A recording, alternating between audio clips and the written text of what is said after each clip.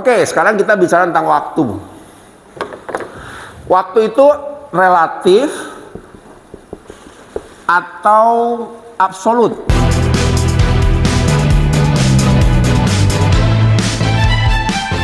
Jadi sebenarnya kalau dalam dunia kerja, Pak, waktu itu harus ini yang kita kuasai. Orang yang menguasai kronos, waktu yang absolut, top. Ya, coba kita lihat orang-orang yang sukses ya, semuanya mengatur waktu tuh. Bangun pagi, ya kan? Pagi mikirin, rancang, hari ini saya ngapain? Rancang hari ini apa yang harus saya lakukan? Ya, kalau ritual saya pagi misalnya contoh ya, selalu kalau di kantor ya, pertama buka email, buka target fokus, kita punya target fokus tuh. Apa-apa yang harus saya kerjakan, apa-apa yang anak buah saya kerjakan, ya isi Google Calendar. Ya, di sini ada, tahu Google Calendar nggak? Google Calendar. Nggak tahu, di handphonenya ada Google Calendar. Ada kan? Berapa orang yang Google Calendar-nya terisi? Padahal kalau kita mau capai level-level tinggi, Google Calendar terisi. Supaya kita tahu hari ini saya ngapain ya. Oh, saya harus baca buku, saya harus mikirin ini, saya harus ketemu ini, saya harus ini dan lain sebagainya. Tapi mungkin perbandingannya kalau saran saya 70-30. Kuasain. Ya, pengaturan waktu. Ya. Kalau yang ini gimana? Oh ini? Coba contoh kalau misalnya dulu zaman ini yang masih single siapa sih? Ada? Ada? Jangan ngaku-ngaku loh ya. Jangan ngaku single ya. Oke. Kalau misalnya contoh nih, wah, mau kunjungan nih sama calon nih ya. Kunjungan sama calon gitu ya. Misalnya seminggu lagi. Terasa lama atau cepat? Mau kunjungan nih. Hah? Lama ya? Aduh, kok kayaknya lama sekali nih ya, Sabtu depan nih ya. Tapi begitu sudah ketemu, terasa lama atau cepat? Terasa cepat, Pak. Nah, itu yang namanya relatif, 50.000. Ya. Kalau kita mengandalkan cara berpikir yang seperti ini, bahaya. Ya. Hidup kita akan terombang-ambing sana sini, tergantung emosi. Ya, coba dulu di sini dulu kalau kita misalnya sekolah ya, kuliah ya. Kalau kuliah ya, ini ada satu fenomena menarik kalau kuliah.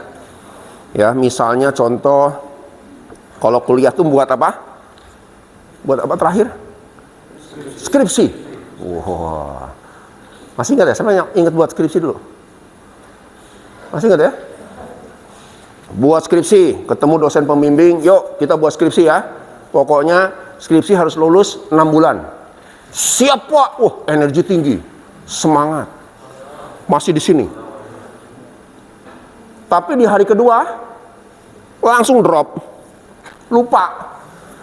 Main dulu lah, masih lama 6 bulan ini. Nah, mulai tuh. Nanti stuck di sini nih. Lama seminggu, 2 minggu, sebulan, 2 bulan, 3 bulan, 4 bulan, 5 bulan. Tiba-tiba ada surat dari kampus. Mohon skripsi segera. Waduh, stres lagi. Naik lagi nggak? Naik semangat sedikit. Udah gitu, turun lagi. Betul nggak begitu? Kalau ingat-ingat dulu. Ya. Udah dekat-dekat 6 bulan, ditelepon lah sama Pak, kalau minggu depan skripsi Bapak nggak lolos, Bapak di DO ya, apa yang terjadi? Tapi, semangat tinggi. Akhirnya skripsi itu bisa selesai dalam 1 malam. Aneh toh? Selesai di sini. Pertanyaan saya, bagaimana dengan kualitas skripsi yang cuma semalam? Kacau. Ya. Nah ini fenomena Pak. Kita kadang-kadang dalam hidup juga sama. Entah hidup karena kerja gitu kan ya. Dalam hidup juga sama. Saya mau punya rumah, perlu juga rumah. Mungkin sekarang dapat insight dari saya, kita harus punya rumah nih. Tapi besok loh, turun lagi. Udah nggak inget tuh kata-kata saya. Tapi begitu detik-detik terakhir mau pensiun, waduh, kita belum punya rumah mah. Bagaimana nih anak kita? Segala macam, stres begini lagi nih. Tapi sudah terlambat. Nah, jangan sampai tuh, jangan sampai model seperti ini jadi budaya kita. Kalau enggak, Bapak banyak kehilangan momen nih. Menunggu nanti deh, masih lama, masih sekian bulan dan sebagainya. Kalau orang begini gimana? Cara ngatur. Ini kan orang relatif ya, cara ngatur waktu buat skripsi begini. Kalau orang ini, hari pertama buat skripsi, energi tinggi. Apa yang dilakukan? Kumpulkan bahan dulu. Nah, kumpul dulu bahan, tenang. Dia nggak buru-buru juga, santai. Kumpulkan barang, baru beli laptop dulu. Gimana bos skripsi nggak laptop? Beli laptop dulu, ya kan? Ya, main game dulu nggak apa-apa, sedikit-sedikit main game gitu ya. Tapi laptop dulu ada kan? Sudah gitu, dia mulai tetapkan apa skripsi apa? Judul dulu. Wah, judul kan?